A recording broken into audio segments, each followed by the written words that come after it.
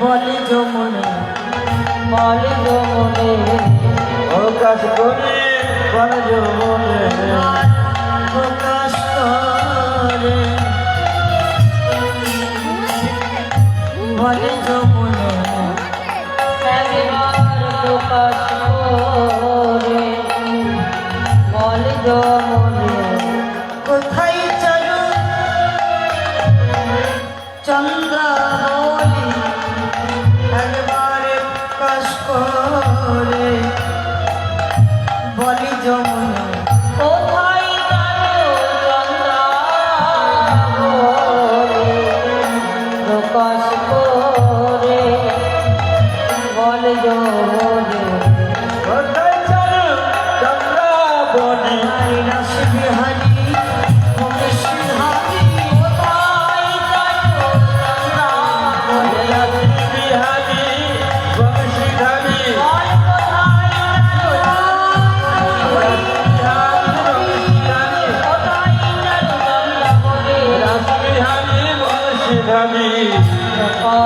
করে বল যমুনে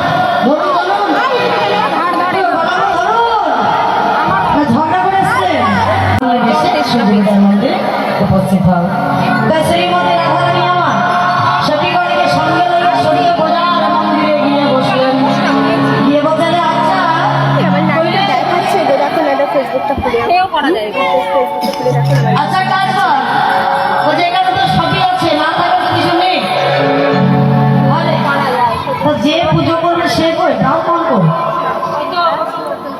যে পুজো করবে সে কই যা দাও কমিয়ে তাই কি করলে এবার ব্রাহ্মণ আনতে চলে গেল বনদেবী তাদের দেখি মনের সুখে এলাই মাথার দেখি মনের সুখে এলাই মাথার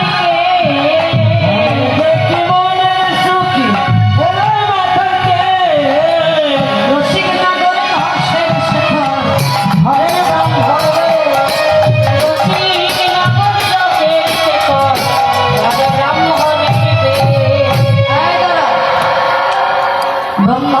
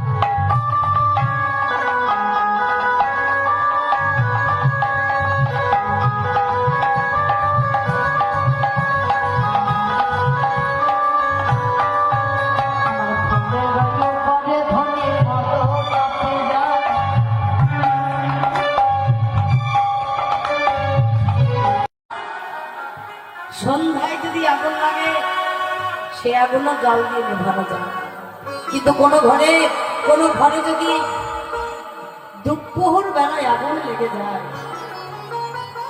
কোনো ঘরে যদি দুপুর বেলায় আগুন লাগে সে আগুন জল দিয়ে নেভানো যায় না। কেন জানিস? এক হলো সূর্যের তাপ আর এক হলো আমার আগুনের তাপ। এই দুই তাপে মিলে মিশে একাকার হয়ে এমন ভাবে দাও দাও করে জ্বলে ওঠে, সে আগুনকে নেভানো যায় না।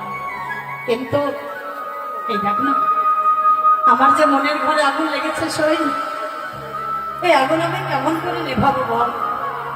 এই আগুন জানি কৃষ্ণ প্রেম বাড়ি ছাড়া নেভানো সম্ভব নয়। এখন আমি কি করবো বল সখী?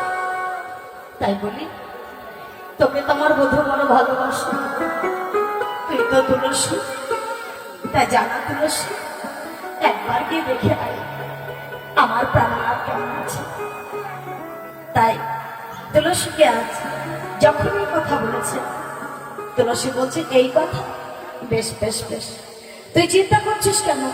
তুই চিন্তা করিস না, আমি এখনই গিয়ে দেখে আসছি যে তোর প্রাণনাথ কেমন আছে। এবার তুলসী যখনই যাবে, এমন সময় রাধারানী বলছে, এই তুলসী দাঁড়া দাঁড়া। কি বল রাধে, আবার পিছু রাখছিস কেন? কিন্তু শোন, যে কোনো সময় গেলে হবে না, সময় বুঝে যাবি, কারণ অসময়ে গেলে তার সে তো বড় চতুর, সে হলো চতুরের সময়, তাই তার কাছে যেতে হলে সময় বুঝে যেতে হবে। রাধা কি বলতে লাগলেন, তুলসী কত সময়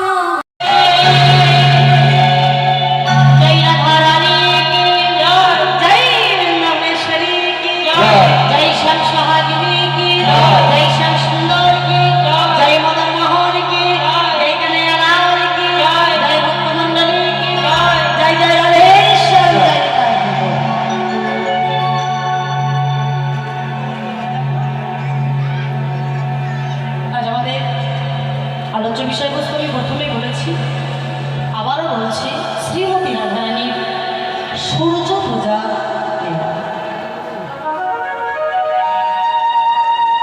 এই যে সূর্য পূজা, আগে জানতে হবে রাধারানী আমার যে সূর্য পূজাটি করেছে, আদৌ কি রাধারানীর সূর্য পূজা করার কোনো প্রয়োজন ছিল? কি গো, রাধারানীর সূর্য পূজা করার কোনো প্রয়োজন ছিল? ঈশ্বর পরম কৃষ্ণ সচ্চিদানন্দ বিগ্রহ আমাদের আদি গোবিন্দ সর্বকালের কারণ, যিনি নিজেই আদি নিজেই অনাদি। দেখো, যার আগে কেউ ছিল না, পরেও কেউ থাকবে না, তার যে প্রিয়সী আহ্লাদিনী শক্তি রাধারানী, তার আবার সূর্য পূজা করার দরকার আছে নাকি? সূর্য পূজাটা উপলক্ষ মাত্র, উদ্দেশ্য হলো আমার কৃষ্ণ দর্শন, আমার গোবিন্দ সঙ্গে মিলিত হওয়া, এটা হলো মূল উদ্দেশ্য। হ্যাঁ, ভালো চলে কেন? ওই যে বললাম, উপলক্ষ মাত্র আমার সূর্য পূজা, আর উদ্দেশ্য হলো আমার গোবিন্দ দর্শন। তাহলে চলুন আজ আমরা আস্বাদন করি। রাধারানী করেছিলেন সূরজ পূজা, সূর্য পূজা নয়, সূরজ পূজা। কোথায় করেছিল গোবিন্দ রাঙা?